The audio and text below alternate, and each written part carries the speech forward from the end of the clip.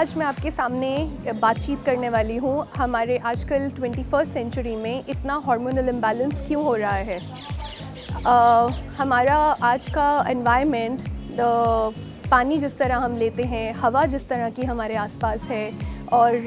कुछ ऐसे टॉक्सिन्स हैं जो हम डे टू डे लाइफ में यूज़ करते हैं, जैसे हाउस होल्ड के क्लीनिंग प्रोडक्ट्स, हमारा कॉस्मेटिक्स और परफ्यूम्स का आजकल ज़्यादा यूज़ करना, और जितने भी डीजल व्हीकल्स या फिर इंडस्ट्री पोल्यूशन के कारण आजकल स्मोक जो हवा में है, इन सब रीजंस के कारण हमारी बॉडी में कंटिन्यूसली थोड़ा थोड़ा करके टॉक्सिन्स एक्यूमुलेट होता रहता है और हमारे सेल्स के अराउंड कोटिंग बनाता रहता है। तो हमारे बॉडी में जितने भी इम्पॉर्टेंट हार्मोन्स हैं, जैसे फीमेल और मेल के हार्मोन्स, जिन्हें एस्ट्रोजन, प्रोजेस्टेरॉन और टेस्टोस्टेरोन कहा जाता है, और कुछ स्ट्रेस हार्मोन्स, बिकॉज़ आजकल स्ट्रेसफुल लाइफस्टाइल के कारण एक कॉर्टिसोल नाम का हार्मोन हमारी बॉडी में बहुत मात्रा में आजकल पाया जाता है। प्लस उसके साथ कुछ ऐसे हार्मोन्स हमारे बॉडी में हैं जो कि हमारी बॉडी का मेटाबॉलिज्म कंट्रोल करते हैं।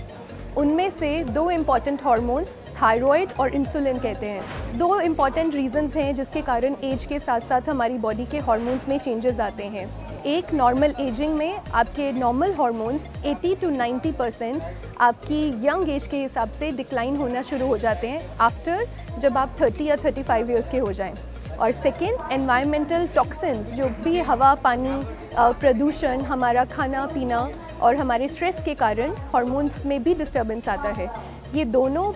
चीज़ें इकट्ठे होके आजकल लाइफस्टाइल डिजीज़ेस क्रिएट करती हैं। नो वंडर आज हमारी जनरेशन में अमाउंट ऑफ डायबिटीज़,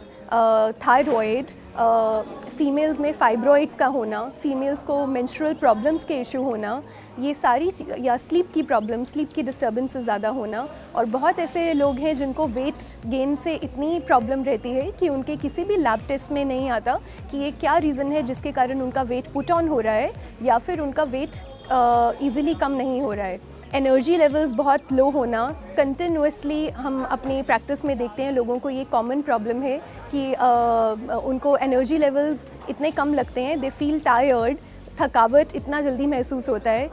मसल्स में, बॉडी में एक्स होना, ये सब एक्चुअल में हार्मोन की डिस्टर्बेंस के कारण ये सिम्टम्स आपकी बॉडी में हेड टू टो होते हैं। ये मैसेज मैं रियली स्प्रेड करना चाहूँगी to all the women and men that कि एक एक सिम्टम्स को एक एक डिफरेंट डॉक्टर के पास जाके ट्रीट करने की बजाय अपनी बॉडी के सिम्टम्स को अंडरस्टैंड करें, और अपनी ब्लड टेस्ट को ट्रीट नहीं करने की ज़रूरत, हमें ट्रीट करने की ज़रूरत है आपकी ओवरऑल हेल्थ और आपके सिम्टम्स को। सो अगर आपकी बॉडी में कंटिन्यूसली ये सिम्टम्स आ रहे हैं और आपको लगता है यूजुअल ट्रीटमेंट से वो रिस्पॉन्ड नहीं कर रहे हैं, तो इट इज़ इम्पॉर्टेंट कि आप अपने जाके आप किसी professional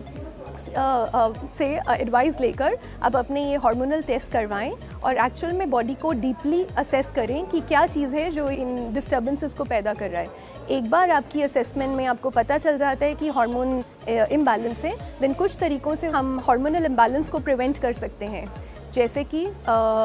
right combination of food. इतना टॉक्सिन्स जो हम खाते हैं या हवा में हमारे थ्रू अंदर जाता है, उसके लिए कुछ एंटीऑक्सीडेंट रिच चीज़ें जैसे आंवला, बेरीज़, अश्वगंधा, जिनको स्लीप का प्रॉब्लम है या जिनको बॉडी में बहुत स्ट्रेस रहता है, ये, और जिनकी बॉडी में लिवर की प्रॉब्लम रहती है, मिल्क थिसल करके एक हर्ब रहता है जो आपकी बॉडी को ओवरऑल डिटॉक्सिफाई करने में हेल्प करता है। ये कुछ चीज़ें अगर आप रेगुलर लेते हैं तो आप बॉडी को डिटॉक्सिफाई कर सकते हैं। सो टॉक्सिन्स आपकी बॉडी में इंट्रोड्यूस ना हो, उसके लिए आपको ये ध्यान में रखना है कि किस तरह का फूड आप डेली खा रहे हैं। आजकल एग्रीकल्चर में इतना हर्बिसाइड्स, इंसेक्टिसाइड्स या पेस्टिसाइड्स यूज़ होता है, सो इसलिए ध्यान रखें कि आप ऑर्गेनिक फूड लें। मिल्क, जो हमारी डाइट का सबसे इम्पॉर्टेंट पार्ट है, जिसके थ्रू हम दही, पनीर,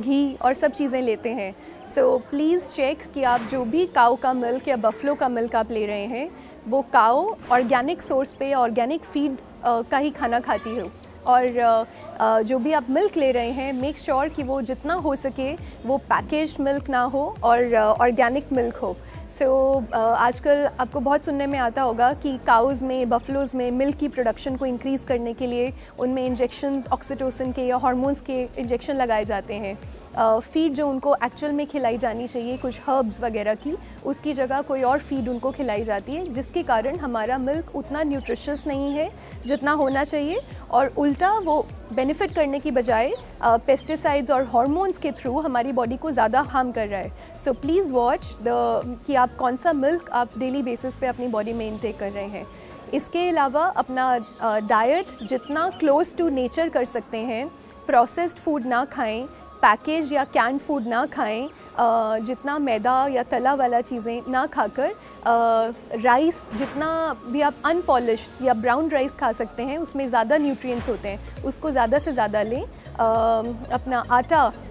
जितना प्रोसेस्ड होगा उतना सेहत के लिए कम बेनिफिशियल रहता है, तो होल फूड जितनी मात्रा में ले सकते हैं, जितना नेचुरल बेस्ड फूड आप जितनी मात्रा में ले सकते हैं, उतना आपकी बॉडी के लिए बेनिफिशियल है, और उतना ही आपकी बॉडी को एक नेचुरल हार्मोनियस हार्मोनल स्टेट में वो लेकर आएगा।